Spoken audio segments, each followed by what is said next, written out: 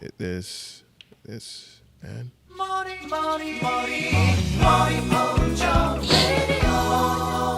good morning, everybody. What is going on? Episode 89 of the South Florida Gamers Podcast. This is the final episode of 2023. We have made it. We're almost there to 100, so I'm impressed that we've made it this far with this podcast, and it's been a journey back from episode 1 in 2020 to even now in 2023. Eventually, we'll hit episode 100, and I definitely plan on making that a special one. So. Yes. With that being said, let's go ahead and, show off the camera to our guests. I mean, not our guests, but our hosts. Listen, man, listen. I'm tired. Okay? It's okay. It's tired. Yeah. Good morning, my dudes. Happy New Year's Eve. Hi. Oh, my God, you nerd. Hi. Oh, good to see you, love. It's been a minute. Yeah, we're just saying words. We're just waking up a little bit, and that's okay. How's everyone doing today? I hope everyone's good. Same. And I'm tired, but at least the year's over now, and like I'm looking forward to next year and just being more tired because I know we're all gonna be busy. Yeah, the grind doesn't stop. It doesn't stop. It doesn't. But I'm excited as fuck though. I'm very excited for next year. Oh, hell yeah. Definitely going to be a lot of fun. It's like going to a boss and then you're fighting the bigger boss afterwards, or like the multiple phases of what you deal with. Yeah. Like those bosses that have like extra freaking. It's an Elden Ring like style. Or yeah, that's what. Like there's one phase, and then after that, once you get like half a health bar, then it goes to the second phase, and you're just like, oh. Yeah, man. Oh. And you don't even get any health back. No. You're just like, nope. Work with what you got. It's like, about to learn. All right, bro. Absolutely. Of course, you already know the episode of the podcast is always going to be available on YouTube and places like that. And, of course, if you like to listen to via audio, it's on Spotify, iTunes, iHeartRadio, Amazon Music. Just Google South Florida Gamers Podcast. You'll find us. With that being said, let's go ahead and recap of everything in 2023, like all of the episodes and guests that we've had. And just thinking back, I'm just like, I would say this year we have done a lot more episodes compared to some other years. But I think we've also had even more time to like we had like rest breaks in between and whatnot, because if it's like a busy month, then it's just like, okay, we got some shit that we got to handle, we got to do. And we're not able to do a podcast because, of course, on Sundays, usually we would do one on Sunday and Monday, but that was to be taxing on both of us, especially on my end, because Mondays are very busy for me at my job. So it's like very hard to get here after work and then just be like, all right, I got to try to decompress and, be ready for the podcast, put on a good show. But I'm able to do a Monday podcast. If I have like Monday off from work, then it's like, okay, I'm fully rested. I can do an episode or whatnot. If Waluigi can't make it, then I'll just, run the show on my own. Yeah, it's good to have that rest. Sometimes I'd be taxed out in the middle of work and then driving 40 minutes south, but most of the time I just go anyways because I enjoy this. Yeah, and especially if it's going to be a group episode where we're going to have like a lot of people on and whatnot, we just get that energy just out of nowhere because we always... It's a second wind. Yeah, because... You never know how the conversation is going to go, and then all of a sudden you just have like a burst of energy because you're engaged in the conversation, you enjoy the conversation, and we're just talking about things gaming related. Like I think one in particular was the Evo recap. Oh my God, that we did when we had exhaustion, but that was fun. Yeah, Omega Tom Hanks, Team Chris, and Level 3 X Factor. Great episode. Shout out to you, Yismael. Yo, I miss you, my dude. Yeezy. And Happy New Year to you, too, man. Yeah, he's never a Puerto Rican SGC player. Love him. But, yeah, definitely. A lot of good guests that we had, a lot of episodes. Is there any episode you guys have in particular that stood out to you as one of your favorites? Oh, I already got one, frame one. Caitlin Casada, one of my oldest friends. Oh my God. I was also gonna mention that the episode was actually fun. It was the funniest interaction. Like you just see a normal young white Cuban looking girl just, she's a gamer. Yeah, she is actually. Yeah. I didn't even know this actually, and I've known this woman for 10+ years. That like caught me off guard. I was like an unblockable mix. I couldn't even stop. I want to say, I think my favorite episode obviously was the episode 69. the wrong episode 69. That was, and you know what? A lot has changed since then. So if we do have another episode like that, I'm scared to know. I definitely, mine is a little more simplified now, but it's better than what it was before. Because honestly, I can't even remember what or who I chose. I do remember some of them, but I can't even remember who I chose back then. But now it's like, now I have my official top 5s, like no doubt about it. So if we do have another episode like that, I know exactly who I'm gonna throw on the table. I'm scared. Pause. But yeah. Oh my God, Channel Forbes was actually a funny interaction because we were waiting for him for like a year. Yes. Oh my God, I remember that one. That man is slightly chaotic, and I was yo, shout out the channel, man. I love that man. I love everyone at that man's energy is like it's unmatched. That man's energy is unmatched. I don't care what anyone says. I didn't know how to react. Actually, that's a matchup I didn't know how to react to. Because he'll always DM me, be like, you know, he wants to be on, you know, he wants to talk his shit and whatnot. I'm like, bro, you're gonna get your opportunity, man. You're gonna get it, man. And then when we had him booked for the first time, unfortunately he couldn't make it. So I was like, damn. But I was like, bro, I got you. We are gonna get you on the next one. And then boom, we finally had him on, and fantastic episode. Loved his energy. Would like to have him on again in future episodes, especially in group ones, because man, that dude's energy is so unmatched. But shout out to you, channel. I also like the recap of our time at Sea Otaku. Oh yeah, that episode was fun. I had fun sharing my experience from Sea Otaku, and I actually miss like Sea Otaku. Like I missed the vibe, I missed the atmosphere. It was that was like your first like FGC major. I had a lot of fun just being there and like watching people grinding and even grinding myself. It was fun. Yeah, because you get to this is the one opportunity, the one place where you can learn so many different matchups from so many different people, and that alone is going to make you a lot better in the game. And you know, now how I play MK1 now is, you know, as we said earlier in the podcast before we started, like the game's gimmicky as hell, and I hate that about the game, because I look at previous Mortal Kombat. And it was like less gimmicky. I would say MK11 was not gimmicky at all. Like it was less gimmicky. Granted, you had like the whole custom variations and whatnot to add some creativity to how you want to do your combos. But everybody goes for like meta shit.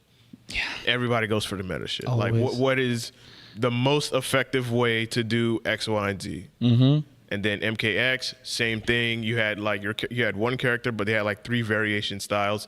Everyone goes for the more meta, or there's usually 2 variations that you could use, but there's always that one common one, like I'm going to use it with this character. And then you look at MK9 coming back to the 2D era, and it's just there were no variations. I would say at that point, a lot of characters in MK9 were very viable. Like, you know, you could win a match if you know how to play that character. Oh, that's and true. if you knew the matchup. Granted, there were some characters that were just completely busted, like Cyrax and Cabal. Cyrax, Cabal, Noob was also busted. In 11, right? No, MK9. Oh, fuck yes. And the best one. And who else? I know I'm forgetting names. I know. Ermac, maybe? Nah. Ermac was like mid-tier at best, but I know Smoke was high tier because people were just getting mixed up with that teleporting punch that he would always do. Wait, Street Fighter Twitter just showed Akuma. What the fuck? Huh? Sorry, I can barely read it, but I'm shocked I saw that. Wait, what? Street Fighter Twitter just showed.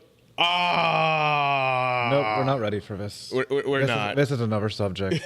But going back to talking about Sea Otaku, I love how we brought AJ to the towards the top 8 of Mortal Kombat, specifically for Parsa, just to show some support and just to see how crazy it is for an actual finals. But that was so fun to watch, And also so funny. Oh my God, having the Striker Latino Monk. brothers next to me. Yeah. We were just talking our shit. Oh my God, all Enjoying 5 or 6 of us were talking shit like every moment. Not just the MK fight, but the fight next. I can't remember what game it was, but the tournament happening next to the MK fight.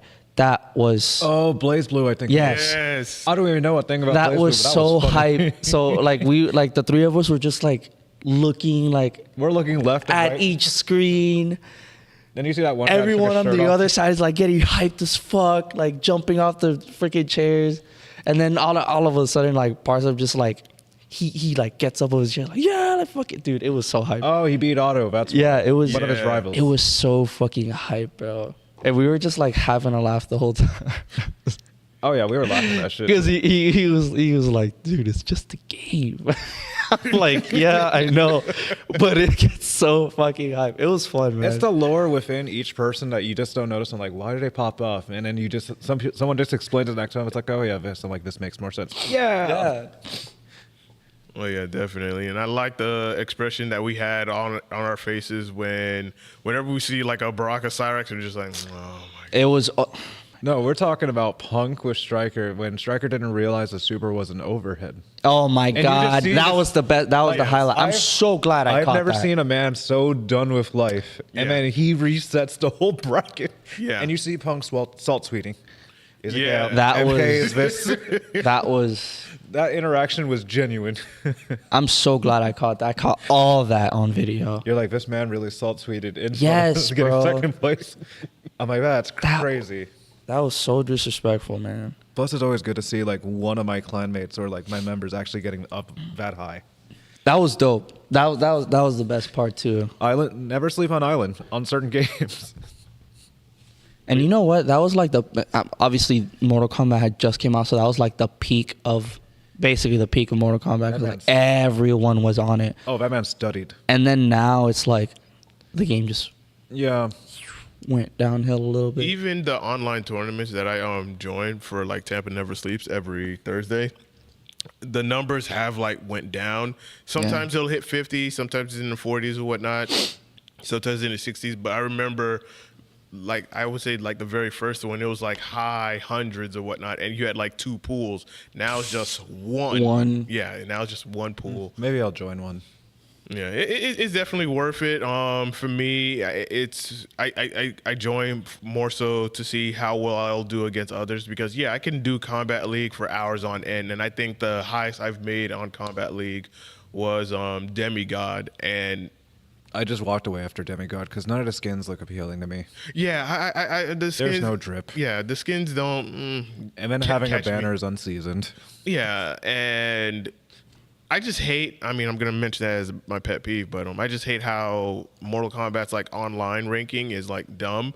I get it, but it's just like I want to keep the rank where I'm at, not just every 20 to 30 something days y'all reset everything all over again. Oh, what? yeah. Oh, So it just It's a new season. is what that they sounds Yeah. that sounds a lot like the new fucking Guardian rank system in Destiny.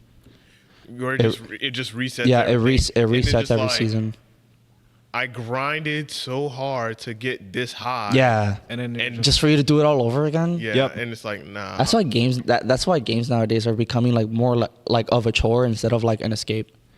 Because it's Yeah. like, Yeah, because it's like if I've reached this level of game with my skills or whatnot and time, then I want to be able to hold that for a while. yeah, exactly. Until like I start losing a lot, then you could demote me because hey, you're losing a lot, so you're finna get demoted all the way back Like down. Street Fighter has a good example of that. There might not be any prizes and such or points, but there's a good ranking system. Yeah, like I like that about Street Fighter, where hey, if you're trash and you're playing like trash, you're gonna get demoted all the way down to fucking bronze or whatnot or rookie. Then with Grand Blue, it looks like that you're stuck on the current letter that you're on, like D through S, and then Master. Yeah, so for me on Grand Blue, I'm stuck on A5, and I'm trying to get out of A5. I started with ranking a couple days ago. I'm on A4 with Avatar Belial, but I'm gonna switch characters soon.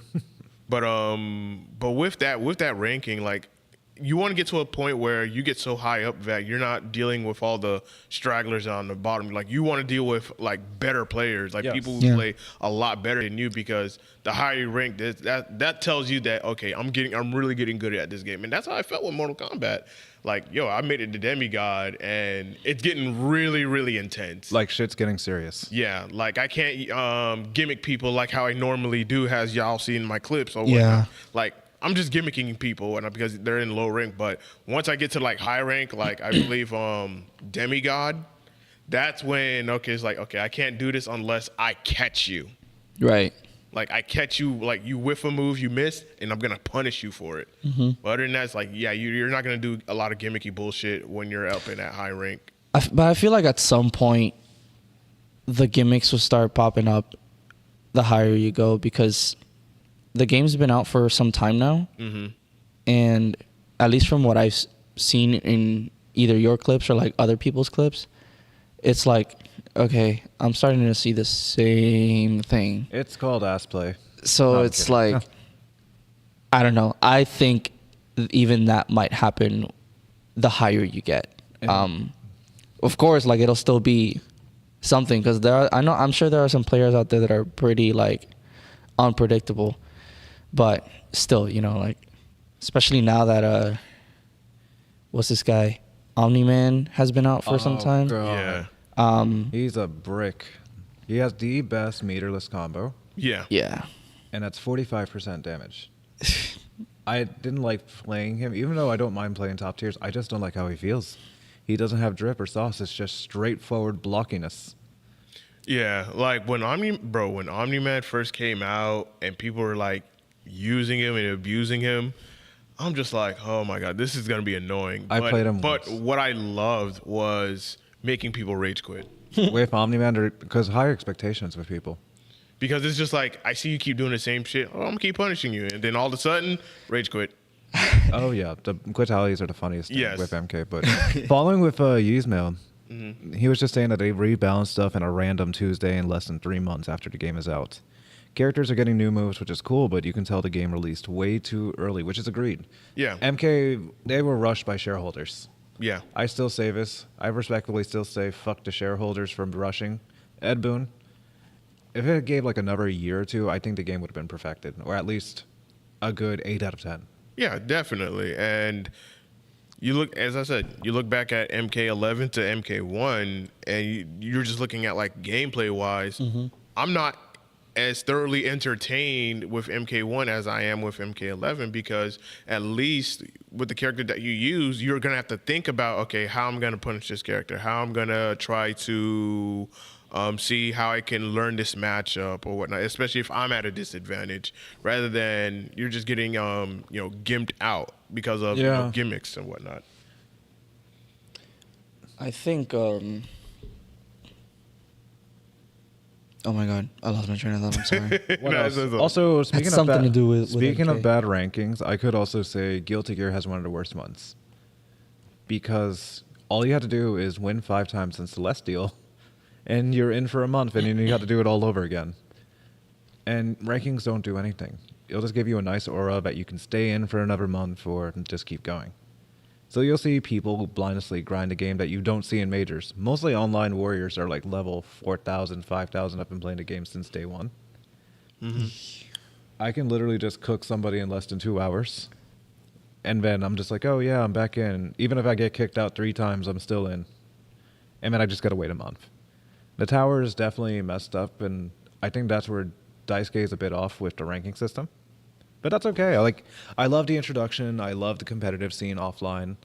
And man, I wonder what they're going to do about the 3v3 system going on. Yes, that's for next year. That's extremely questionable, because we don't know if it's one person playing 3 characters or 3 online players versus 3 online players. Yeah.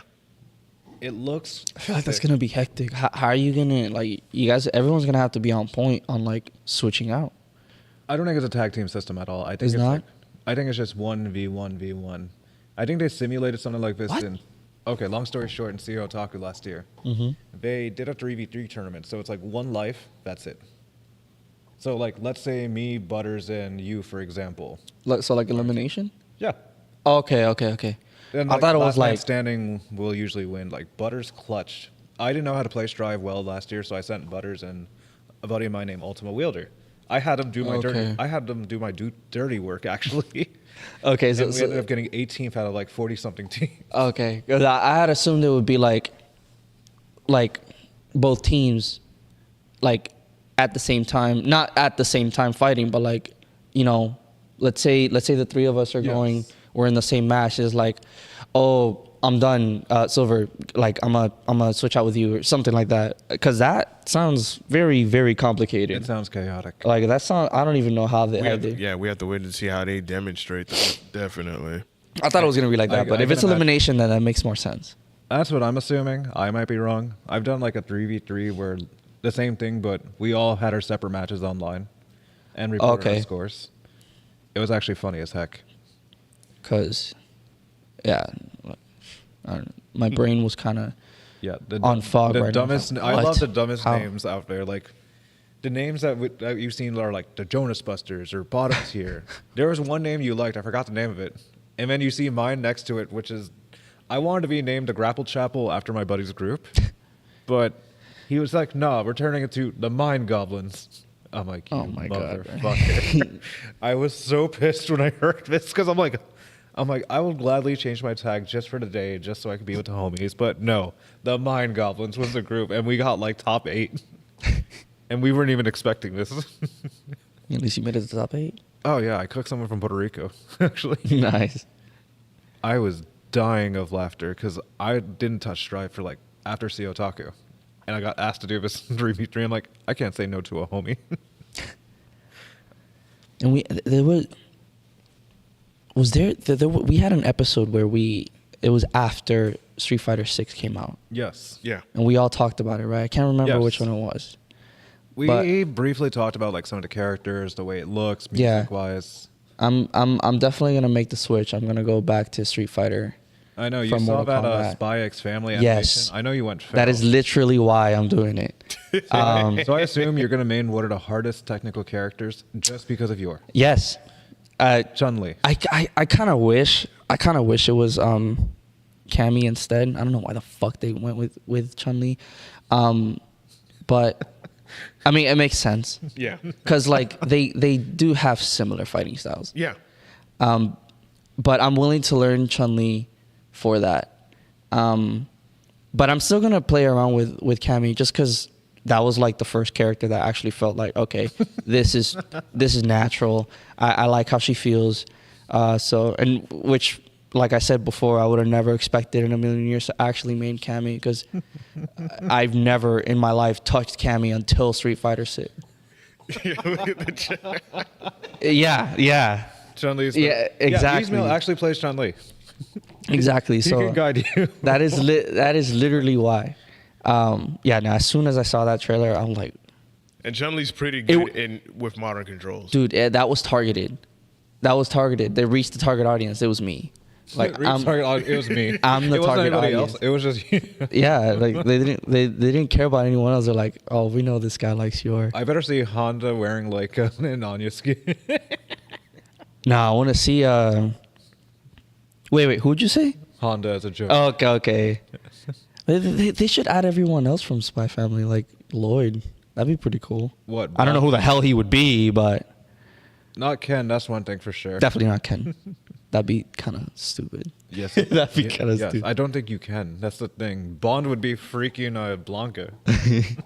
Yzmael, I hope that is not the case. I hope it's just like, okay, they just give Chun-Li your skin. Because that'll be the selling point. That's all you would do to sell it. But if it's just like an avatar for the online lobby, it's like I'd be so fucking mad. They had a Baki collab briefly, and that was the same exact thing. They just added some avatar stuff and some posters. Same thing with the Teenage Mutant Ninja Turtle stuff. It was like, we don't want avatars. Like, just give us the skin of the character. Or what's gonna happen is, all right, fuck it. The PC people will just be like, all right. The modding community is gonna go nuts again. Exactly. But I'm not in fucking PC.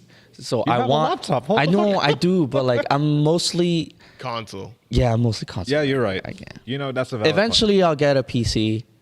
Eventually, when I move out and have my own place. But as of right now, Console, bro. That's why I'm so happy that this is coming out. Hey, bro. Soto is ready. Soto's more awake than we are right now. Yeah, he is. But he knows that's gonna happen. So I'll even play standing up on for purpose. those watching YouTube and can't read the Twitch chat, what our buddy Soto just say? He's like, he better not see AJ with an erection in bracket. I'll be in bracket with a bracket. No, AJ. No, Standing. I'm not even gonna sit down. I'm gonna stand up. AJ. So he knows. It's too early. Ismail, not you too. And I know the PC community is going to mod your. I know they're gonna mod They your. probably already have by now, and that's the sad part. Like, we don't even know for sure. But once she's out, you already know, bro. Twitter's gonna be popping. Twitter obviously is already popping. They already yeah, dude. It's like all I see is like the collaboration between Chun-Li and Yor. Which, by the way, I'm kind of like weird about it because I don't like seeing them wearing their own freaking clothes. Yeah, It's like so weird to me. It's like I don't want to see Chun-Li wearing Yor's outfit. That's just weird. That's what I thought it was gonna be like, low key. I don't want it to be like. I really don't. Because then it's just gonna be like Chun-Li with different hair. Like what the fuck. But like, man, Twitter's been they've been feeding me with the good stuff. I can't wait. I just want to play as my wife. That's literally it. I don't blame you. All right, so our next topic is what was your game of the year for 2023? Who wants to go? Who wants to go first? I think we're gonna let Waluigi go first. Yeah. Because I know AJ wants to go I got last. a lot of shit. I mean, there's a lot of games, like games I haven't played but seen gameplay of. I will say Baldur's Gate. Mm-hmm. There's a lot of potential in that game. Like, you know how much imagination it takes to fucking play the game? Bro. Like, any consequence you've done will affect you later on. Like, it's a cause and consequence kind of game. I haven't played it yet. I know Nightbreed has. I know some people in the chat probably have. And most of you are horny motherfuckers. But and that's okay. Look, bro. The only reason, because I watched the game, I actually watched the gameplay after they announced it was Game of the Year. I'm like, let me go see this shit. It's just Dungeons and Dragons Dude, online. you're going to tell me that turn-based bullshit is like GOTY material? RNG, baby. Fuck no. I was like, and look, I understand. Look, I'm salty because this is the second fucking year that my game doesn't win GOTY, because I still believe Spider-Man should have taken it.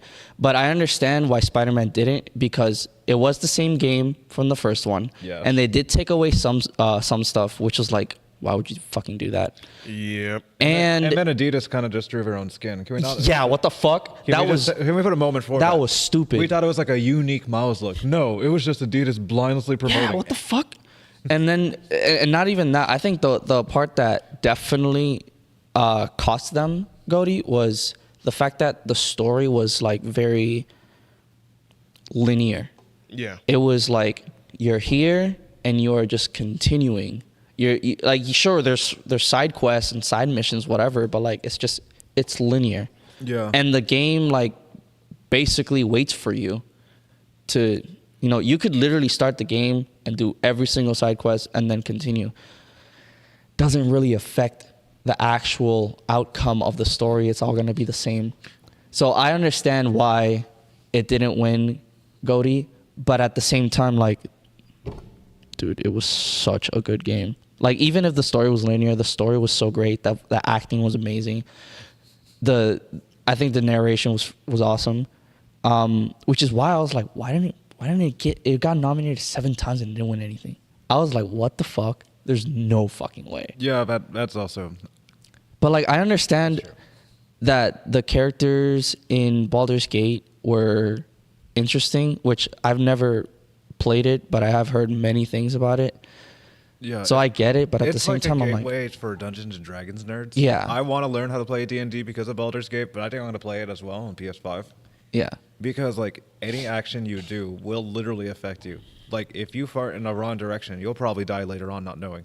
I'm kidding, but my personal game I would put Lethal Company.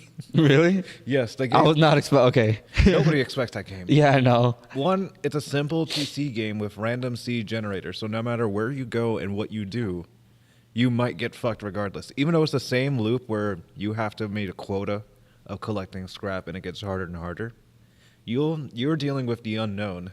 You're not sure what's in the dark like path if you have a flashlight, unless you hear it, encounter it, or do something. Man, there's also the modding community is ridiculous. I mean, dude. No, like Yeah. So I'm gonna tell you a mod that I now use, which is hilarious. You have the Skinwalker mod where they have last recordings of your friends, and those are the creatures that you deal with. Then you also have something called a mimic. So there's fire escapes. There's a door you go through, only one door. Mm-hmm. There's exits you can go. Some of the exits aren't real, and if you go into it, you die. Like you'll get eaten, like, and you'll see the animation. Yeah. It's fucked up. I definitely wasn't expecting you to mention Lethal Company, but No, what I do you- have seen many clips from it. It's so and, funny. and it looks fun. Really want to play it. And honestly, besides like Baldur's Gate winning GOTY, there were other games that I'm gonna be honest, I don't know why the fuck they were there. I feel like they just didn't. Maybe this year, just games were just lacking. They're like, Why oh the fuck fuck it. did they add Sifu as a fighting game? Hold the fuck up. I never even heard of that one. Sifu is a very niche, like. No, Sifu came out last year. Well, Oh, I thought they added it this year. My bad. No. Yeah, Sifu came out Oh, last thank God. Thank God. I'm glad I got called out. Thank you. But there were other games that like okay, like I'm Googling this right now, the last nominations. what was that new Legend of Zelda game? What was it called? Breath of the... no. Tears of the Kingdom. Tears of the Kingdom. Tears of the Fallen Kingdom. So Adam, who is a huge Zelda nerd, he has told me all about it, and of course he's biased, but he also told me like he doesn't know why it was there because just the way the game went out, like he also didn't understand why the hell it was nominated. So I feel and especially what was the other one, the Mario game? Oh, I was Super like, what- Mario Wonder. Yeah, I was like, why the fuck is this here? Like, I feel like they had no other options. It's like, fuck it, let's just fill up the rest of the Because nominees. Nintendo lacks the creativity for some games. and- It's the same fucking shit. You're gonna tell me that has the potential to win GOTY when it's been the same game since Mario first came out? I don't know, bro. So I'm still laughing. Why the hell is Resident Evil 4 was one of the last games? Bro, The remake. bro, Is fucked up. that was the one thing I'm just like, why that's is Resident so Evil stupid. 4 on this list? Yeah. That is a PS2 era, Nintendo GameCube era, Yeah. Xbox game era game. That was remade like 3 times. Yeah. No, 4. 4, thank you. It was on the PS2, the PS3, the PS4, and now the PS5. And PC. And PC. There you Like, go. what the fuck? I'm gonna be honest. I don't know shit about Alan Wake, so I can't really say anything It's one about of that game. those suspenseful games going on. But like, since I never heard anything about it, I was like, whatever. But I was genuinely surprised that the new the new Final Fantasy wasn't up there. I think it was Yeah. for another game. Another series. Final Fantasy 16 was it? I can't remember. But I was like, dude, Alan Wake 2 was the Why best game isn't it- why isn't that direction. there? Best narrative was Alan Wake. Final Fantasy, yeah, it was for best narrative. It was oh, okay. it wasn't awarded, but it was a It was nominated at least. Yeah, I heard good things about that series. Yeah, that game was fucking gorgeous. Alan, oh my god, I'm gonna have to play Lies of P. I forgot about that game. Yeah. That was the Soulsborne style Pinocchio remake, and then there was Hi-Fi Rush, which is like a music themed. Bro, I'm a Okay. So okay music. there. Yeah. So yeah, Final Fantasy 16 did win best score in music. Yeah. Okay. Which I was happy about because at least it won something. Yeah, it deserved Final Fantasy with their music is usually good. Yeah. But what Yismel is saying in the chat, yeah, I agree with you. Final Fantasy 16 has too many problems. Yeah, because it's like, am I playing a Final Fantasy game or am I playing a niche Devil May Cry hack and slash game? Because I don't know. It did look Yeah. like that. I was like, I don't know what to make of the two, and I played it completely. Yeah. And I'm just like, yeah, I'm done. Uninstall. I'm not playing this no more. I'm not going through this. granted, like the story dragged out for so long. I heard. Up until once you get to like the final part, then it's just like, okay, now it gets a bit interesting. Yeah. And whatnot. But I freaking love how Soto's just like, Pizza Tower is great. But other than that, I'm just like, I'm not feeling this Final Fantasy 16. Like, visually it looks good. The beautiful game. The icon battles, cool with the big summon creatures and whatnot. Yeah, that was fun. Oh, but like the traditional Final Fantasy stuff. Yeah, but like the gameplay and combat, it was just. I love. I'm doing these combos, but it's just like I want more enemies. I want more tougher enemies, right. And it wasn't hitting for me. So I was like, yeah, done. I low-key would love just to have a turn-based like Final Fantasy again. Yeah, which honestly, I doubt will kick in. What are the next nominations? I'm just not a fan of next nominations. Because we had best audio design was Hi-Fi Rush, and that makes sense. That's biased. Best performance. Voice from Baldur's Gate. Oh, dude, yeah, that's Idris Elba. Innovation in accessibility. That went to Forza. Forza makes 100% sense because Mortal Kombat and Street Fighter. Well, Street Fighter definitely did accommodate like blind players as well. Yeah, we seen a blind player cook in Evo like on stream. That's still cool as fuck. But man, I know MK cared about their audio as well. Games for Impact. Chia, I do not know. Yeah, don't know shit about that. I wasn't paying attention that far. Best ongoing. Fuck yeah. Game. Fuck yes. Cyberpunk 2077. Dude, that is the best fucking like comeback in history. Yeah. Cyberpunk has had the best comeback in gaming history. I can agree. Yes. I need to replay it again. From the shittiest like launch to the best experience, DLC, characters, story. I swear to God, it is so well deserved. So well deserved. And I'm glad Destiny wasn't fucking nominated. Why the fuck is Genshin Impact still there? I don't know why Genshin Impact is there, honestly. And Apex Legends. Well, they're ongoing. I mean, they're ongoing, but it's like at least for Genshin, it's been the same fucking shit since it came out. Have you retired yet from Genshin? I have. I always ask this. I get on like every once in a while to continue the story, but then the story's like, fuck, this is boring. No Man's Sky. Best community support, Baldur's Gate 3. No Man's Sky. Bro. When everyone saw that Destiny was nominated for best community support, but God, dude, even Moist Critical was like, "What the fuck is this, bro? How the fuck is Destiny 2 being nominated for best community support?" And No Man's Sky was good. I didn't know they had community support. It's No Man's Sky. Bro, I would say best community support should have been to Cyberpunk. Because they made the best fucking comeback. Again, the only reason why fucking Baldur's Gate won is because everyone's horny. That's true. But like Cyberpunk, they listened to their fans. They're like, "Yep, we hear you. We're gonna make the best comeback. Watch." Soto says he blames you for your continued support of Genshin and Destiny. I don't play Genshin that much anymore. I hardly touch it. But like, and I hardly touch Destiny too. It's like. What other nominations were important, at least? Let me see. I'm just going down the list. Best independent game. Sea of Stars, I've heard good things about. Best debut indie game. Pizza Tower was on there. Yeah, and I've never heard of these games. That's funny. Viewfinder, I heard, was messed up. Best mobile game, Honkai Star Rail. How'd that make you feel? Me? No, so. Oh. I'm like, in a way, with Honkai Star Rail. Did you play Honkai? No. He plays Nikke. Yeah. I was like, you know what? I'm not mad at them, but I'm just mad at the fact that Nikke was nowhere on the list. Didn't Nikke come out, was it last year or this year? It came out last year. Oh, okay. But like, ever since like in 2023, it's been like, as far as gacha games, it's been like the top 3. Because it's always been Honkai is number 1, Genshin maybe number 2, and Nikke number 3. When the fuck did Hello Kitty had a game? But I'm just like, what the fuck? I was like, and Monster Hunter now just recently came out. The only Pokemon Go for Monster Hunter. The only reason I think Honkai won that is because all of the Genshin community moved to Star Rail because they're fucking weird and they just want to. It's basically VTuber Hoyoverse. It's the same fucking shit. The same thing as Genshin. I still am scared of some people. Except this one, I think is turn-based, which is even worse. Like how do you go from like Genshin to start. I don't know. Resident Evil. Best VR. VR. Oh yeah. I mean, Shut the fuck. I'm kidding. I'm kidding. I know what you're thinking. Frame one. that was well deserved, bro. But you're right. You're absolutely right. Come on, man. The timing was. I knew what you were thinking. Like a second. Yeah.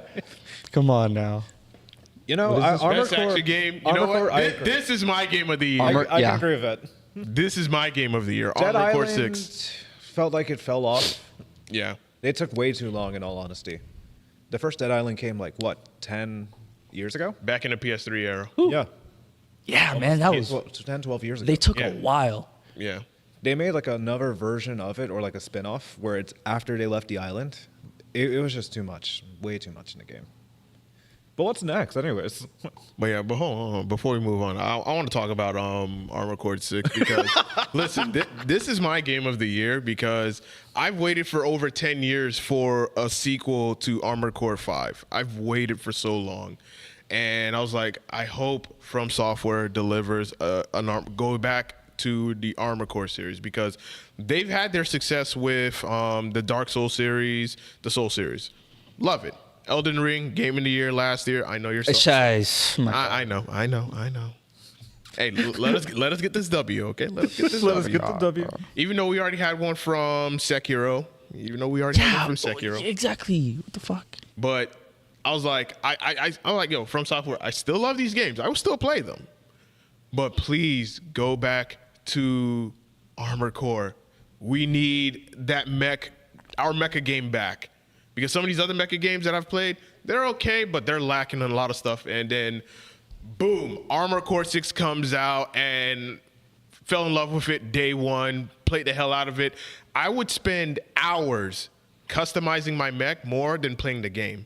That's not a surprise. I felt that. I felt that. I would be in the training room labbing my movements, labbing how, okay, I got these new parts or whatnot. Let me see how effective I am with it before I go on to my main mission. Then I go into my main mission. I get my ass handed. I'm like, all right, what did I do? What did I do wrong? Let me change out some parts. Let me do this. Let me do that. Let me do this approach. Love the game. 10 out of 10. I don't care what anyone says. And please, From Software, DLC, we want it. And hopefully, because we understand From Software is under Bandai Namco. They're the publisher. Man, fuck Bandai. But here's the thing, though. Bandai Namco. I also understand that you have Gundam under your umbrella. Can we get a collaboration event for Armored Core 6? That would be so. With Gundam and Armored Core. You're preaching to the choir, bro. You are asking Bandai Namco. There are way too much now. Both of these I was waiting for the plea. IPs are under your umbrella. Put them together. That'd be awesome, though. Put them together. That's all I'm saying. Because I want a heavy arms in Armored Core. I want dual Gatlins. Even though I have like 4 Gatlins in one on my one mech that I have, I still want Gundam in Armored Core. That's all I ask. I want Gundam. That'd be awesome. Oh, and Elden Ring DLC. I know it's going to come out next year. I still want that too. What? There's still... Jesus Christ. I just don't like Bandai Namco for DBFZ and the rollback delay. Bro. They're just like, yo, let's enjoy our other games while we ignore DBFZ. We are so sorry for the rollback inconvenience. Yeah. After a year ago. Oh, yeah, definitely. I don't want to hear this shit. And then they're also a part of Tekken. I'm like, damn, they released so many games, but ignored DBFZ. That's crazy. What is it? Action adventure? Best action adventure game. Honestly, that's why the fuck didn't Spider-Man get it? Honestly. Jedi Survivor is kind of a shocker as well. Yeah. I've heard really good things about the game. Yeah, I heard the game was really good. But, like, I don't know, bro. I think Spider-Man should have gotten that one. We know. It was really good. Best RPG. That has to be. Okay, yeah. Obviously. Starfield, I've heard. Fuck Starfield. It's a Bethesda game. What do you expect? It's like... It's cheap. Dude, I had people hype up that game like crazy, and then when I finally saw it, I'm like, are you fucking serious? Yeah. This is what you guys are hyping up? The fuck? Starfield. What else what a was joke. there? Best fighting game. Yes. Street Fighter 6. Yes. It had to be. Because, bro, if it went to Mortal Kombat, I would have lost my shit. No, if it went to God of Rock, I would have knew that somebody got taken gunpoint. Yeah. Because God of Rock was the weirdest fucking game to deal with. Yeah. even though I got the free game, but don't worry about it. But literally, you just have like your 4 buttons, and then if you do an input, you can do an input while fighting, and it turns into a super move. It's like, it's really fucking weird. I couldn't even get into the It's a unique game. It's weird. Yeah. I can definitely agree with this one. Although I will say when I saw the nominees for Best Fighting, first thing I thought of was, oh, Mortal Kombat's probably gonna get it because it was so hype when it came out. But then after Street Fighter actually won, I was like, this makes sense because the hype has died down for Mortal Kombat. Yeah. And it's been kind of going downhill ever since. And I haven't heard anything bad about Street Fighter since it came out. And it came out way before, way before. I think God of Rock low-key forgot about themselves, but then I agree with Soto on that one. And then Nickelodeon Brawl Stars just came out, so it was a little too early to tell. Yeah. But the community I've heard is really good. It's exactly like Smash, but with extra steps. But I'm glad that Street Fighter won that. And Pocket Bravey is an indie fighting game. I never even heard of it. Yeah, it's a niche one. Because there was another site that was saying like, we've made Mortal Kombat 1 our fighting game of the year. I'm just like, what the fuck? And I remember on Twitter, like the whole FGC was like completely like, yo, this is bullshit. Should have went to Street Fighter 6 because Street Fighter 6 is way more polished than Mortal Kombat 1. And then of course, all the features that Street Fighter 6 offer completely overshadows Mortal Kombat 1. Yeah. So I was like, nah. Sure, some characters are disjointed, but still, like the game actually feels good to play. Even if I get cooked, I'm like, I know it's my skill and not the way the game functions. Yeah. I think when you lose in Street Fighter 6, you're not losing the gimmicky bullshit. It's exactly. Okay, maybe 1 or 2 characters. That's not important. Yeah, like fucking what's that character that you use? Oh, Zangief. Yes. Always. He is launching me and slamming. Slightly broken, but not enough for anyone to go after it. Yeah. I think the only thing Mortal Kombat has on Street Fighter was story. They really had to get best family games. Best family game. That's stupid. I mean, Mario. Yeah. I wanted Party Animals because actually it's funny as hell to look at. I didn't play the game still. I procrastinated, but I love the violence you can do in that game. It's stupid. Best sim strategy. Honestly, I don't even care. Yeah. I don't care about that. Pikmin's not a surprise. Best sports racing. It has to be. I honestly thought The Crew was going to win that. But then Forza's like top dog. It's a legacy game. It's a polished legacy game. Best multiplayer. Oh yeah, you can play with more people. Well, why the fuck is Party Animals still? I guess I can. The fuck do you do together in Super Mario besides jump it up and down? Dude, I don't know, bro. Best adaptation. I was mad at this one because I was like, bro, it should have went to the Super Mario movie. What the fuck? I agree. Like, it should have went to the Super Mario movie. Dog. Either that or Twisted Metal is what I was thinking. But The Last of Us is a little bit of a stretch. I might be a hater. But then again, Castlevania is really fucking good too. Yes. Castlevania, I do agree. Way better than fucking Last of Us. Because I remember watching Last of Us and I was like, okay, first episode, interesting. Anticipated game. Fell off Final Fantasy instantly. Of course it was. It's a Final Fantasy game. What is this? Most anticipated game. Oh, yeah. Tekken 8. Honestly, it's between those two. For Yakuza fans, or Like a Dragon, Infinite Wealth, that's various. But I know Hades, it didn't get hornied up enough. That's probably why I lost. Yeah, honestly. Content creator of the year. I don't really give a shit about this. They had a VTuber out of everybody else. Yeah, bro, what the fuck? That's another thing, dude. Like, the Game Awards are becoming more of like... They drift off to certain... Yeah, what the fuck? I don't so, what was this? Best multiplayer shooter? Esports game. Damn, they don't have Valorant. I'm gonna be honest. I'm surprised that League didn't win, but at the same time, CS2 not winning is kind of crazy.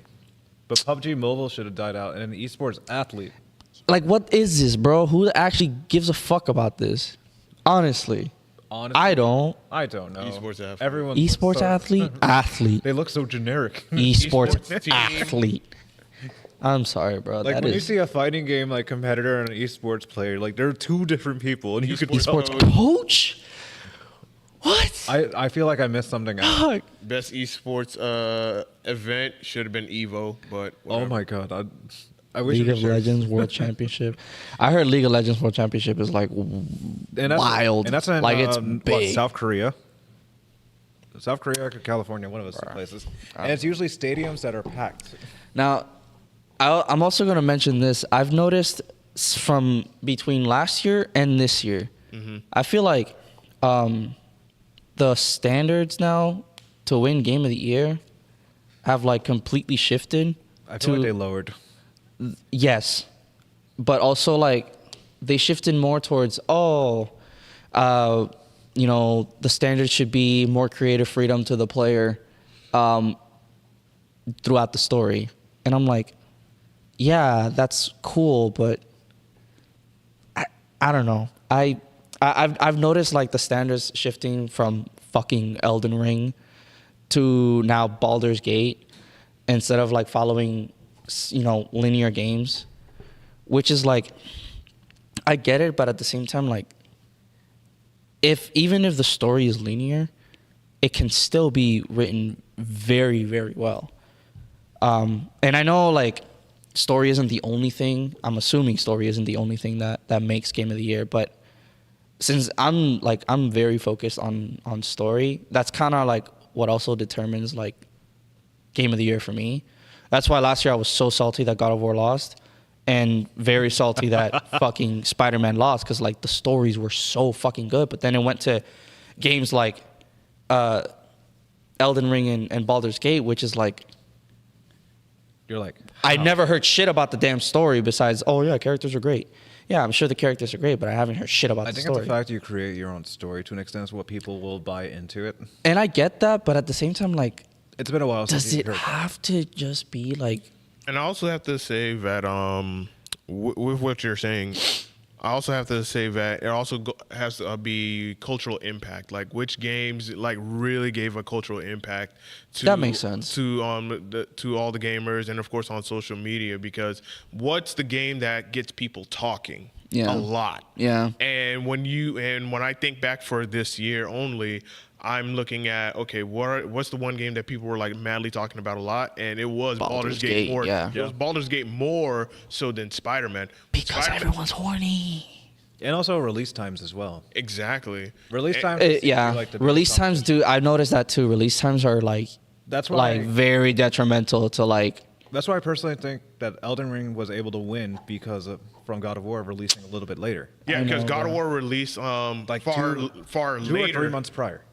Far later, but Elden Ring came out in February Yeah. of 2022, while God of War Ragnarok released very, very late into 2022. So, but Elden Ring already had such a cultural impact for a good couple of months because Yeah. people were bitching and complaining and raging online because, well, they wasn't getting fucking good. They were getting their asses handed to Literally. them.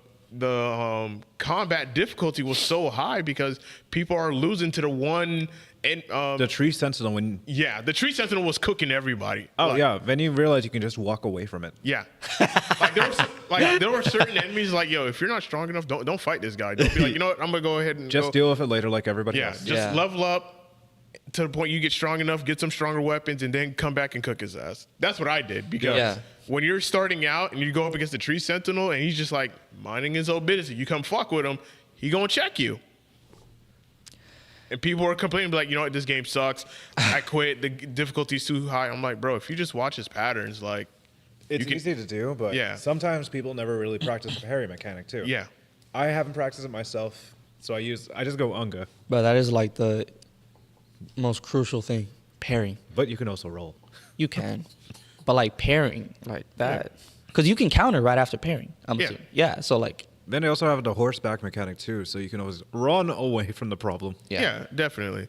But going back to just like the cultural impact Yeah. of these games, it's like what game really made a cultural impact in 2022 or 2023? What gets people talking about the game a lot? And of course, content as well, because you also have to look at content creators who are streaming the game. Like, what games do you see being streamed the most? and then you'll find like, okay, now I can see why this game got Game of the Year, or That- why yeah. this game won that award. It's because a lot of people are talking about it, a lot of people are making content about it, a lot of people are playing it, and with their big following, they're also, you know, encouraging other people to be like, hey, if you haven't gotten this game, come play this game. I haven't seen a lot of people playing a lot of Spider-Man or even making You content. can't really stream Spider-Man because if one person has it, they're gonna experience the same thing that another Yeah. person is streaming. You're just so watching I get that. You're watching reaction clips, literally. Yeah. Yeah. I understand that, and like, sure, yeah, like I can bite the bullet when it comes to that, the I think cultural closest thing that impact. some people have done are like slight alterations to the game. Yeah. Like you can reduce the physics of web swinging as well, along with changing. Which I'm gonna be honest with you, that makes fucking like, why did you even add that? That's I think that makes one people challenge themselves in a game that's already not really that challenging. yeah, that's basically it. And like, I tried the turning off the web physics, and I'm just like, And you have a higher chance of falling to the ground. yeah, I'm not here to You're just here to play. think about fucking swinging. Like, I want to swing and feel free. Like, I don't know. That's just my playstyle. I know, like, But- some people have their moments. Yeah. I don't think I've seen anyone play without the accessibility of Yeah. physics. And then the cool niche thing I think somebody did was a Spider-Man Noir like look. Yeah, that was cool. And I just thought the only thing glowing is a Rubik's Cube. I'm like, that's fire. But like, again, I understand why Baldur's Gate won. It's just, I don't know, bro. It's the second year in a row where the game I want to win doesn't win. So that's why next year. Just don't say anything. Kidding. I'm kidding. Next year, Yeah, like what's your anticipated game for next year? Moving on to our another Wukong. Ooh. Wukong. Black Myth. That Wukong, I Black Myth. cannot fucking wait for that game. That is the first, not the first Souls type game that I will play, but it is the first one that I will actually dive into. Cause, Okay. dude, it's literally a fucking Souls game. Like it looks the same. Yeah. But it looks so fucking cool, and I love the mythology of Wukong, and I'm excited for the story. I'm excited for the mechanics, for the combat, for the difficulty. I know it's gonna be hard. It has to be hard. It's not gonna be a Souls game if it's not hard. So I do want it to be hard. I want to rage at this fucking game. Like, so that is my anticipated game for next year. And I mean, I'm not gonna say that all that it better win GOTY, but I would sure as hell hope that there are certain things in the game that get people talking and it creates a cultural impact. Yeah, Which I'm gonna definitely. be honest, I don't think it will, just because people aren't really like crazy about Wukong like that. Yeah. Only like It'll get people developing a history. Oh yeah, only like history nerds and like mythology nerds like me like will really like eat that shit up. But I don't think it will create cultural impact. But I will be very surprised if it did, and I'll be very happy. And I'll be like, that's when I'll hope. Yes, like I hope it wins Game of the Year next year. But there are some other games that look really cool. But that is my most anticipated. There's quite some potential. Definitely. Well, Luigi, what about you? Your anticipated game for next year? I'm gonna biasly say Tekken 8. Same. It definitely looks like they're bringing back a lot of characters, and what looks like is DLC is what's actually the main roster, and that throws me off. Really? Nobody even knows what's the next character is going to be because, well, probably not be Okuma, I hope. But Nah, I don't think Akuma's coming back in Tekken. yeah, that was that one guy. Like Super Akuma robbed everybody, but that's not important. But I think Tekken 8 is going to have a great cast, good story mode, like a very solid story mode from what it looks like, compared to Tekken 7, which was just like chapters. Yeah. I think it's going to be like a whole cinematic experience. Then you had the options of customization of certain characters, like the same old Tekken. Other than that, Uni looks good. I probably am going to learn how to play it because Under Night keeps showing up really good shit in a fighting game that's usually not in there. Like, have you seen the watch replays? Yes. So watch replays are basically like after a match, you can pause what happened and you can try out certain things while the AI or the computer's playing as the opponent. So like, Interesting. like let's say, hey, you try to mash down light and you get punished. It's like, what else I can do? You can wait, block, and you can do your options as is and see how it goes. Right. and it works in practice mode as well. Like that's very a unique mechanic you don't see much in. Yeah, that's The last one that was shown is Guilty Gear Xrd is what I heard. right. If they brought this back in Strive, I think I definitely would love the game more. And Uni, I probably won't play personally because I don't think I'm that skilled yet. Yeah. I played the demo when it came out, and I played the beta and I got my ass beat. yeah, and I was like, much respect to the game. It's just that this is the one game I'm not going to dive in heavily into and invest my time, because the one game I'm diving into heavily now, fighting game heavily now, is Grand Blue. Mortal Kombat, I'm just there for the shits at this point. Hey, as long as you're looking in top 8s. And then, of course, my most anticipated game is going to be Tekken 8, because played a lot of Tekken 7. I'm completely done with it. I can still cook in Tekken 7, but Tekken 8, I'm definitely looking forward to it, because I know that's going to be the one game I'm going to take competitively serious. So it's going to be Grand Blue and Tekken 8. And just recently, Grand Blue just announced that 2B from Nier Automata is going to be a guest character in Grand Blue. So I'm Don't even do it, AJ. I'm more excited for Grand Blue now than ever. So I was like, damn, 2B is gonna. You're getting more fucking 2B than I am. Like you got her on Nikkei, and now you're getting her on bro. Yeah, she's a guest character everywhere. She's like Miss Worldwide, low key. Yeah. She is. Yeah. Well deserved. Who doesn't love 2B? Like Exactly. That's almost like Ryu in like 3 I different games. fucking love 2B. I could never, like, in my life, like, I love 2B so much. The more you know. Hey, bro. But yeah, those are like my most anticipated games for next year. And of course, as AJ said, Black Myth Wukong. Like I am heavily focused in that game, because ever since I saw like the early gameplay of that game, I was like on it day one. Dude, Day yes. one. No, just seeing the title, Black Myth Wukong, I was like, dude, I'm gonna eat this up. Yeah. I don't care what the gameplay looks like, I'm gonna eat this up. Then I saw the gameplay, I was like, I am definitely eating this up. Oh yeah. I realized, oh shit, this is gonna be my first Souls game. Fuck. I I'm a little nervous, I'm not gonna lie, because I've never really cared about Souls games like that, but this one looks... So the one game I'm curious about is the one with Jordan Peele and Hideo Kojima. Like, what the fuck? I'm gonna be honest with you, bro. Like, what is that trailer? I'm gonna be honest. That when they announced that, I'm like, what the So that means... And it's gonna be on Xbox. So what that means... only on Xbox? Xbox and of course PC, but What that means is either going to be one, the most horrific graphic of a game, or the most confusing game you've I ever feel like done. you're just gonna be playing a movie at that point. Possibly, but Jordan know, Peele is dog. known for like he was originally like a good comedian for that skit. Key and Yeah, Peele. But then he's also directed horror movies. that's a hot take, Ismail. Whoa, What is it? Oh yeah, I can. Made a good game in 15 years. You know that's true. Metal Gear Solid is his only personality, and that's okay. I'm not very I'm not a Kojima fan like that. Yeah. So I can't say anything. It's Metal Gear Solid, pretty much, is what he's known for. Ironically. Oh, then I mean, then I agree with what you're saying. So 'Cause- like adding Jordan Peele might actually try to help him, but I don't even think. I don't know, man. When I saw that obscure ass freaking trailer, I was like, It's like, is this AI? I'm an like, actual I don't person care, face? dog. I don't care. It was low-key confusing. It's I don't know. I also didn't like that they had so many fucking celebrities at the fucking Game Awards.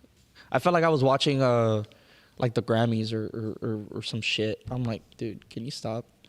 I don't know. I don't really care about that game. That game looks weird. What wasn't the last one that he made was, I could be wrong. I'm not sure, but what that Death fucking Stranding. Death Stranding, the fucking walking simulator. That's another reason why I'm like, I don't fucking care about this. I forgot about Exodus, that trailer that came out, like the time traveling one. It sounds familiar. I know. I'm looking. I must have. re-look- I I'm probably re-looking forgot at about this. it. The funniest thing that I cried laughing was me and the Island crew were watching the Game Awards, and there's this game called Big Walk, and it looks like this little cartoon thing where you just travel around, do shadow puppets and shit. And like we could play this, and then it says coming out 2025. I'm like, yeah, we're gonna forget this shit again. Yeah. What? Yeah, that's another When thing. you I'm say like, 2025, I'm gonna forget it until there's a trailer to remind me. yeah, it's like, I'm like, this looks like a really dumb interactive multiplayer game that we can just. what other games are coming out next year? I was looking at the Game Awards actually earlier. Senua's Saga is finally making Hellblade 2, Okay. which is more like an Xbox-ish game. but basically female Viking story. Yeah. But I love Yeah. like the freaking performance was low key cool, even though I did not understand what they were saying in probably Nordic or Icelandic or European. I'm gonna say They showed this one game. The trailer looked really cool up until the gameplay. I was like, dude, seriously? I'm so Also- fucking tired of like overhead view games. Dragon Ball Sparking Zero looks good, but Yes. it looks good. Yes. Yes. I will say that, but if they had actual offline multiplayer, that shit will be clean. Yeah. Fuck yeah. There's not I gonna don't be no offline multiplayer. Unless you never know. It's a possibility. Nah, because I have a strong. I disagree because I have a strong feeling like the game's gonna come out and the information that is already there is like I don't think they're gonna change. Yeah, that's true. That might be low sales, but can we also talk about the power surge for Sega? Yeah. That's weird. Yes. Like Sega is. Sega just came back. Yeah. How long has it been since Sega was actually relevant, besides Sonic and Sonic Yakuza? Anytime I think of Sega, it's just immediately Sonic. Yeah. I really want them to make a new Sonic game, Sega. but like a really good one. So I think they're remaking classic arcade games. Is what it just stayed like Crazy Jet Taxi. Set Radio's coming. I'm hyped back. for Jet Set. The music on that is an actual banger. Oh yeah. Like techno goes hard. But moving on, since we're slowly running out of time, I do want to get into y'all's gaming pet peeves. Just your biggest gaming pet peeve in 2023. You want to go first? I know it's gonna take you time to cook up, anyways. Yeah. But, currently, gaming pet peeves. PlayStation increasing their prices for PS Plus is the Yeah. first one. What the fuck? Yeah, bro. I am not spending that money.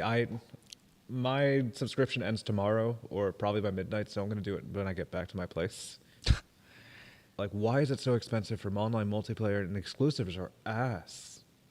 Yeah, I agree. That's one pet peeve, and there's also Warner Brothers not really doing too much with Mortal Kombat, and also they're focusing on. They finally got the Wi-Fi filter, thank God. Yeah. That took them 3 months. Crossplay is up next, and I have a bad feeling about crossplay. Crossplay in Mortal Kombat. MK? Yeah. I thought Meaning Xbox, Xbox, PlayStation, PC. I thought that was already in. No. Not yet. No way. They're a little late in the game. They usually. Wow, yeah, this game definitely didn't come out ready. Because like everyone is already on that basically. Other than that, I don't think there's anything too crazy I can think about.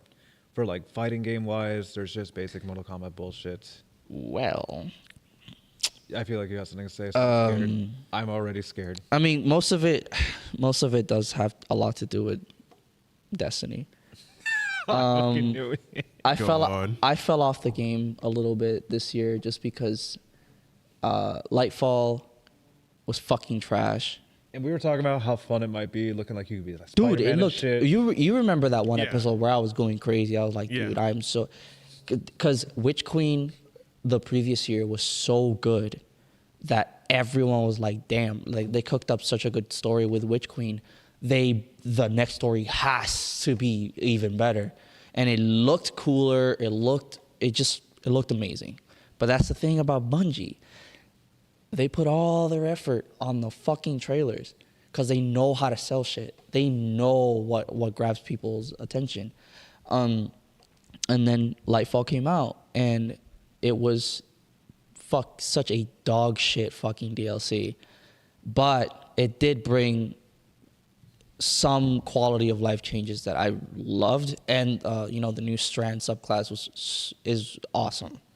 Because a lot of people were like, I don't know about Strand. It's like 2 roaming supers, one and done super, blah blah blah. But like, there's so much shit you can do with the new subclass. So like, I'm very happy with that, and the new loadout system too, which was like, I don't know how the hell we survived the game for almost 10 years without loadouts, because now it's like there was a time You just have to switch your gun every time, right?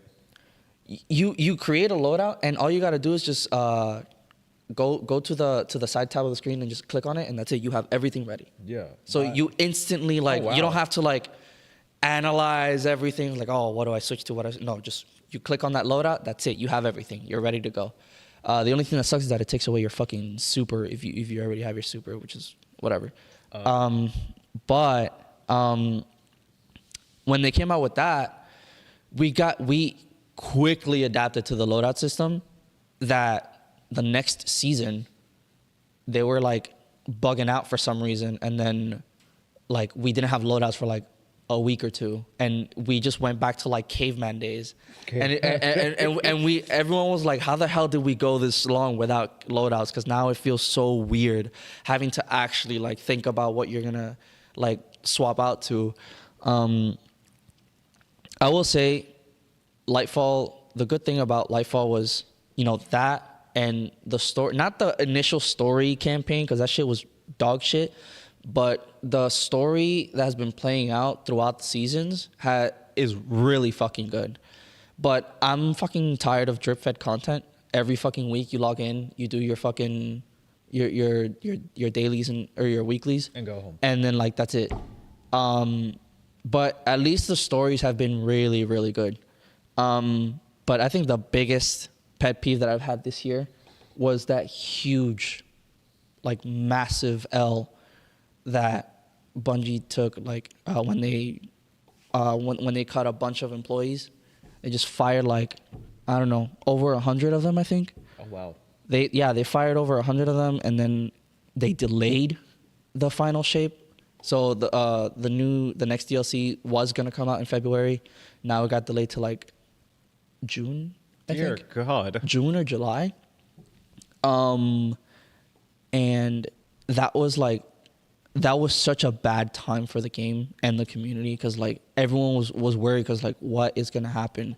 Like, is Bungie gonna have enough manpower to support the next coming DLC? You know, like everyone was trying to figure out, why did this happen? Why did they have to do that? Turns out it was just a huge fucking corporate fucking stunt that Bungie, being dumb, decided to sell their soul to the devil, Sony. And which technically Sony isn't wrong for what they did, because basically what they told Bungie was, if we don't meet like I guess sale expectations for the final shape DLC, we're gonna completely wipe out the entire like board of Bungie, and we are gonna take over. So then Bungie said, fuck that shit, and they fired like 100 of their employees so they can keep their freaking job and basically not have a full Sony takeover. I'm probably wording it wrong, but that's kind of like the gist of it. It was like they sacrifice a few just so they can keep continuous sport. Sony taking over, and like they even fired like long time employees from like the music composer. Yes, I heard about that. Dude, how are you gonna fire, bro? They fired the wrong people. Is what it sounds like. Yeah. It's like, what? So I don't know. It was bad, and the game now, it's still kind of like. It's boring, but the story is good at least. But I'm just tired of like, I log in every week, do my shit, go home. That's it. I think that is like my biggest pet peeve of 2023. Like all that shit that happened was so lame, so fucking lame. Alrighty, so all right, with me, I'm gonna make it quick. I have two pet peeves for 2023. One, I'm agreeing with Waluigi on the PlayStation Plus price increase. It's a pet peeve, but I understand it from a business aspect, because PlayStation Plus came into effect in the PS3 era at that same price. So they've kept it the same price for well over 10 years. It's just the amount that they charge is ridiculous. It feels like an extra $5 to $10 increase. I don't think people would be, upset about that. And it would, make logical sense. So at that point, I get it. And my second pet peeve is Mortal Kombat 1 should have not been $70 at launch. Oh, dude. It should have been $50 at best. Yeah. Yes. For what it offered on day one. Because it is a damn shame, and I'm going to say this, and some of y'all in Twitch, y'all can clip this or whatnot. It is a damn shame that a $70 game that gets outperformed buy a $50 game, which is Grand Blue Fantasy versus Rising. That game is $50. It's available on the PS4 and PS5. The game has rollback, crossplay amongst PC, PS4, PS5, and it also has a free version to where, hey, if you don't want to buy the game at $50, you can still play the free version where you'll have access to 4 characters, which will rotate every week. You also have access to their Fallout version of their game for free. If you have PlayStation Plus, guess what? You can play the free version online against other people for free. You don't have to even buy the full game. I feel like Grand Blue Fantasy versus Rising did a better job as far as catering to the fans and, of course, putting out a quality product at $50. Yeah. That's awesome. So it is embarrassing that Mortal Kombat, yes, I agree, it got rushed. It got rushed, but it is not deserving of that $70 price tag. Yes, the visuals look nice, but guess what? At the end of the day, I don't think most of us care too much about visuals as long as the gameplay is solid, it's fluid, and the mechanics of the fighting game is actually good, where it doesn't feel like gimmicky bullshit, where you lose because of gimmicks. That's just my take. That's basically MK now, unfortunately. Yep. It's a tragedy. Yeah. And go ahead, where's it? Oh, I'm just saying it's a tragedy. I agree. Even though it was very hyped. I think that's why, like, they were relying on the hype. Yeah. And I think that's why it was so rushed. They're like, oh, we need to get this game out now. So, yeah, I think that's why. But that $70 price was. Oh, yo, and also the fact paying for like seasonal fatalities. Fuck that shit. Yeah. Yeah. What the fuck, bro? Honestly, it takes longer than a normal fatality. Yeah, it's not worth it. It makes me want to hate the game a little bit more if I get hit with a Thanksgiving fatality on a Valentine's Day or some shit. It's ridiculous. It is. I can go more on Mortal Kombat, but we'll have to do that on another podcast episode. Yeah. Yes. But to shortly wrap up, because the arcade has to open up pretty soon. So I do have plans for the podcast going into 2024. And of course, one of them, as I've been talking with Waluigi and AJ about, like, we do plan to take the podcast to other locations in the future. So we won't be at we'll still be at Flint's, but we're also going to try to do the podcast in other places as well. Bring our gear and equipment and just go here, go there, and just make content, create content. I think our first place that we do want to hit up is ROK down in Miami. That's our first one. Our second one, most likely Guildhall as our second one, especially since it's close by. And we also do plan to bring the South Florida Gamers podcast to Tampa Never Sleeps and CEO and CEO Taku, and just, be with y'all. Be with y'all. That's going to be fun. Oh, hell yeah. Oh, yeah. I just love the feeling of traveling and being with new people with our same crew. Yeah, and I also want, and I'm going to use next year's opportunity to grow the podcast, because that's going to be my focus, growing the podcast, doing more content, and, hopefully doing more episodes, so that way we can continue to keep putting out more and more content, have more and more guests on, because, yes, we have a very limited schedule, but if doing it at other locations in different days, if that works and if that helps, then hey, we're gonna keep doing it, keep bringing out more episodes and more content, because we are on that slow rise. But I think 2024, we're definitely gonna try to take things up a notch a bit and put out more content of the podcast and interacting with more people, especially when it comes to gaming. So that is my goal for 2024, because I'm stoked, I'm motivated, and I'm ready. And I'm ready to take some risks and to see where can we go with this podcast. Because I don't think, when I look at like other gaming podcasts, it's like they're unique on their own, but we're also unique on our own, and we have something special to where it's not just always us. We always have like other people, and we don't make it about us. We always make it about you.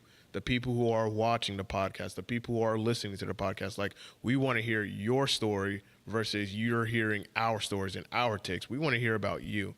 And that's the mission of the South Florida Gamers podcast, is getting to hear your story, getting to hear your takes. Let your voice be heard on our platform, and let's see how far we can take it, because we plan to be mobile in 2024. Hells yeah. Shit. And with that being said, do you guys have any closing thoughts or closing remarks on what you plan on doing in 2024? Floor's yours. With what you said, kind of got me thinking. We could definitely like for example, like a CEO Taco, we could definitely just like interview people, like guests that are at the event. Yeah. You know, ask them questions, ask them how it's going. Ask them like, I don't know, stuff like, oh, who do you think is better? And then like kind of start like a hot debate on Oh yeah. something like that. Just like, you know, stir some things up a bit. Maybe walk around, ask like, hey, what do you think of the XYZ? You know, like.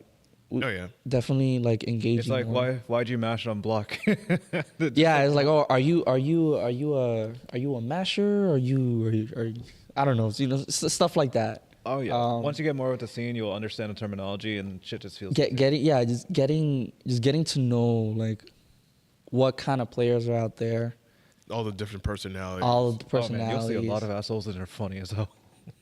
I would hope that we could get the chance to interview Punk. Oh my god, that would be funny. I want to kind of dissect what goes on in that, because he sounds a lot like me in a sense, but I'm not like. Oh, he's mellow as hell. I'm not like too deep into all this, but like I know that if I was, I'd be an asshole. I don't blame you.